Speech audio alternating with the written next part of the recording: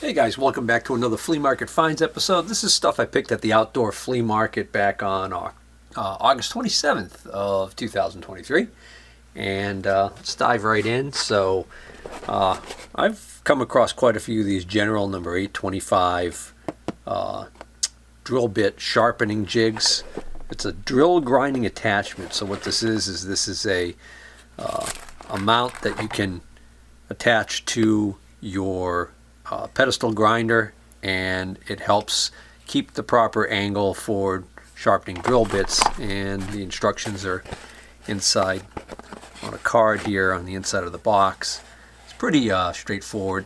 Some guys like these, some guys swear by them, some guys swear at them. This one is in excellent shape. It's not rusty or anything. It looks like it's in great condition. I got this for $5. These tend to sell for only about 15 or 20.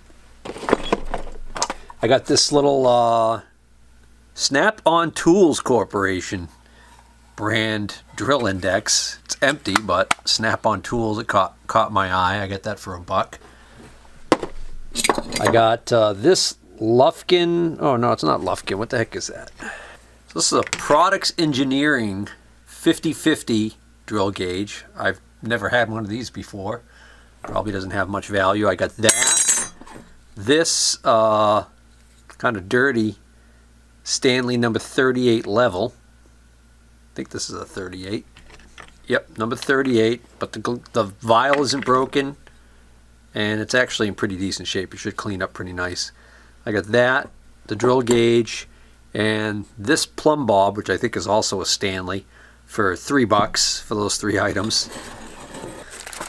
I got this pair of replacement clamps for like jumper cables for $2, and he threw in this scrench. This, for those of you who don't know what a scrench is, it's a combination wrench and screwdriver that is used with chainsaws. So I seem to be always misplacing these or losing them, so that was something I wanted.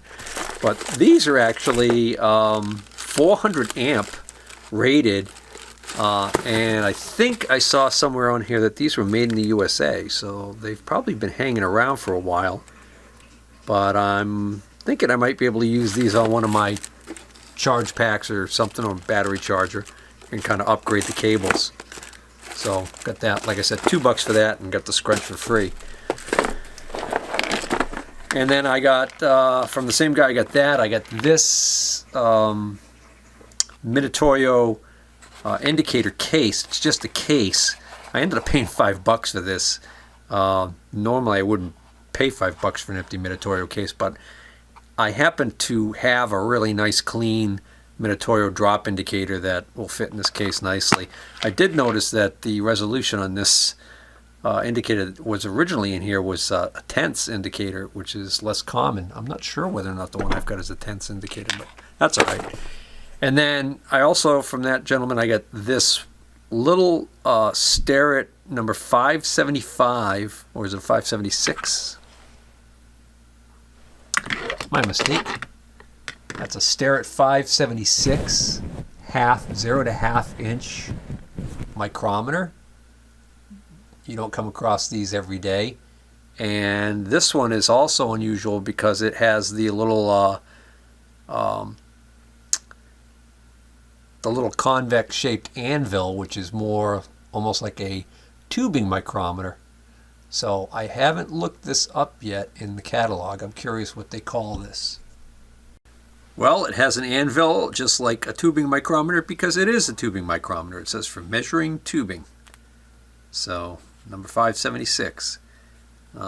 Originally this cost $8.50 brand new, and $8.70 if you wanted it with the case. Of course, you need a time machine because this is my early Starrett catalog, which is I think in 1935. I forgot the year on this catalog, but anyways.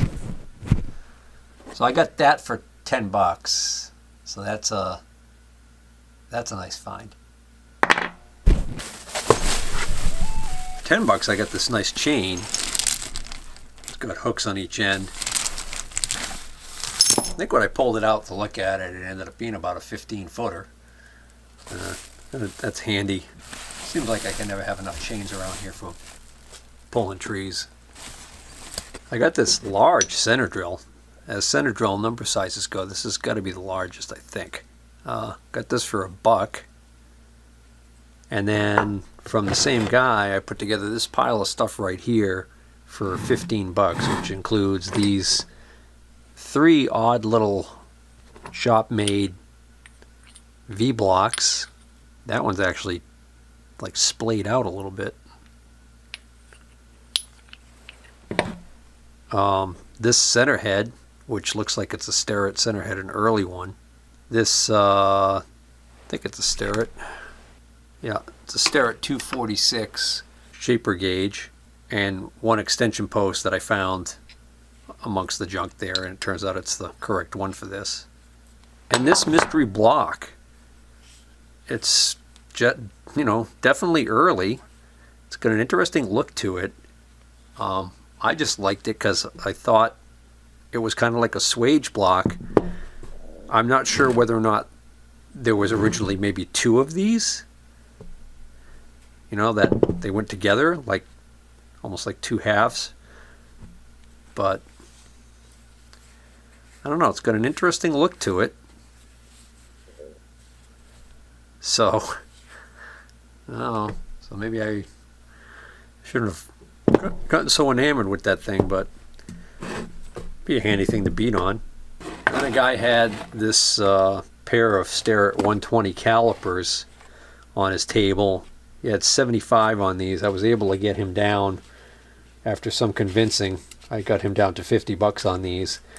And the reason why I wanted these was because this is an early pair of the 120 calipers, and in my opinion, this may be one of the finest dial calipers ever made, the early ones. The newer ones are a far cry in quality from these early Starrett 120s. So, face is kind of dirty. Oh, it looks like that might clean up a little bit. It's already looking better. But anyways, these are nice calipers when you can get them. Box is kind of beat. So, not going to make a lot of money on those at $50. For the longest time, this is probably the nicest dial caliper I owned, was the Starrett 120, and then I ended up becoming enamored with this Etalon caliper that I use for my go-to dial caliper. I forget what the name is on it, but it's got some fancy Pierre name on it or something like that. I bought these for $10. So I need more of these T-handled Allen hex keys. Like, I need a hole in the head. They're rusty, but what I noticed was they're a good quality. They're Eklund. So these are US made, I'm pretty sure. And there's a good sized set here of Imperial, and then I think these are metric, and then there's just a couple of random no name ones here or whatever. So oh, I remember now, the guy that I bought those Allen wrenches, the rusty Allen wrenches off of, it ended up being I was working a deal with him on that, and then I ended up getting those for $15 with the stuff that's in this box, which is just some random stuff he had. This is a Actron brand vacuum and pressure test gauge. It's got a little bit of hose, a couple of attachments. Nice, nice size gauge. Looks very cheesy. Yeah, made in China, 1-year warranty. But hey, I mean, paid hardly anything for it. And then there was also this. Not even sure if it's complete, but he's got the remnants of a Mighty Vac. This is a hand-operated vacuum gauge. So is this broken, or is this just set wrong? Oh, nope. It builds vacuum.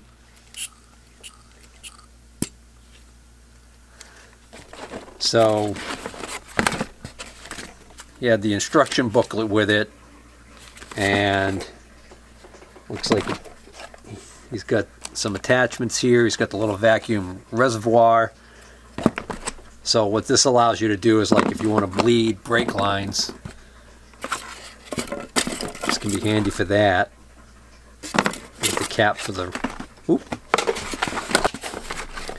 So there's the cap for the reservoir. That's good that that's not missing. Well, that's not going to do you any good. You need, oh, here it is. So this is the cap that you use when you want to suck fluid out into this reservoir. There's a little attachment there. And then this doesn't belong to that, but this is actually a KD tool, which is actually a little bit better brand. Looks like it's a fuel pressure gauge, I'm guessing. Well, no, wait a minute. What is that? That's a compression tester, because that looks like the adapter right there to go into a spark plug hole. That is a compression tester, a KD tool compression tester. A number 2428. Well, it looks like originally it had 2 different spark plug adapters, so I'm missing one. That's all right. I probably have one in my other set. It'll be a good backup compression tester. These sell for about $36 new. So if it's good, that's a good deal. Here's some moldy oldies. This is an interesting Lufkin steel tape.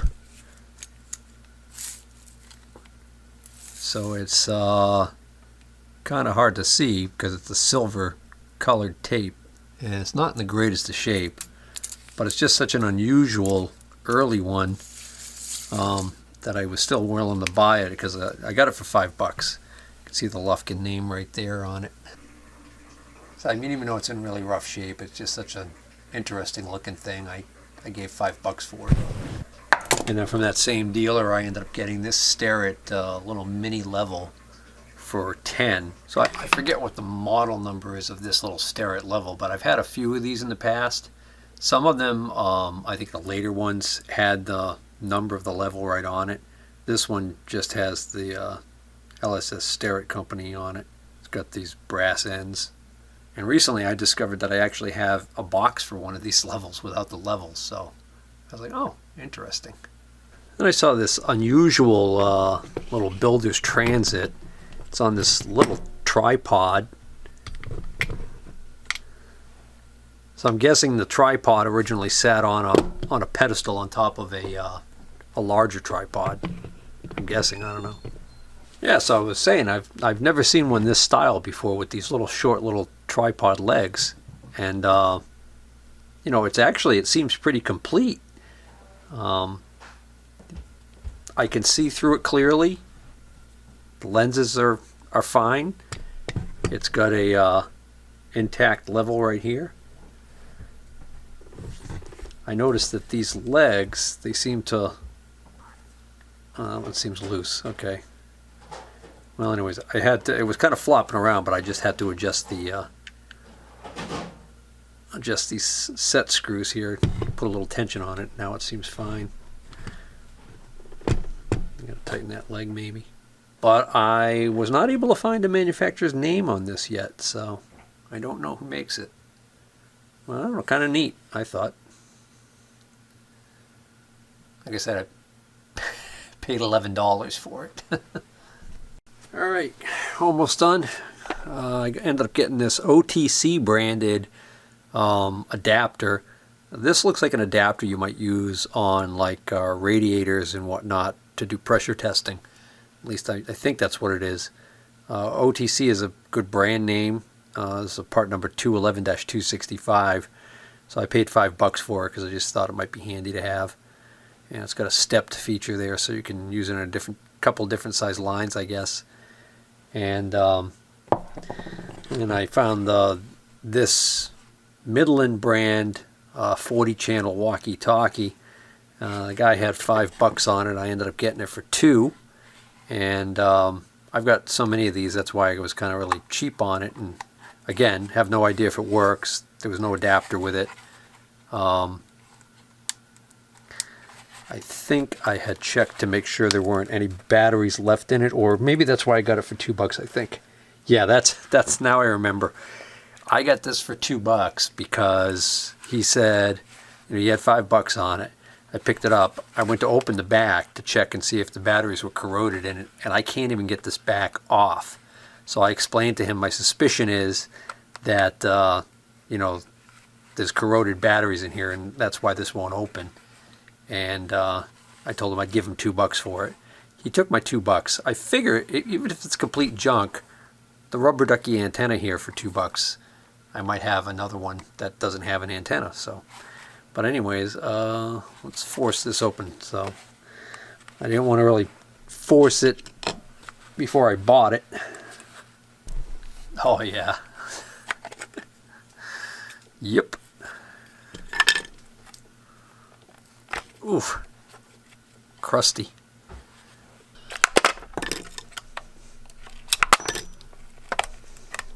Ugh. These are really stuck in there.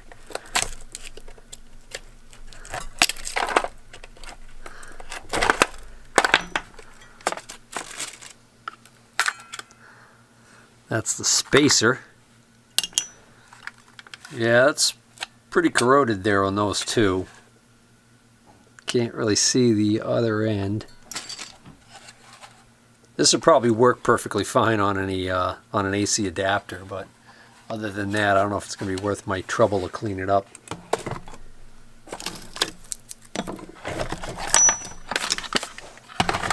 Oh, and then I got this interesting set right here for $5.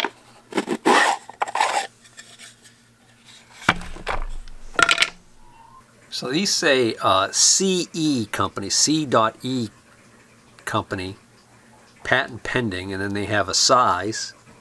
Like this is a 13/16. There's some sort, I'm not quite sure what the heck these are. So they almost look like they're meant to hold these center drills that are in here. So it's interesting to me, what are these little cutout windows for? Zoom in here and get you a close-up look at this thing.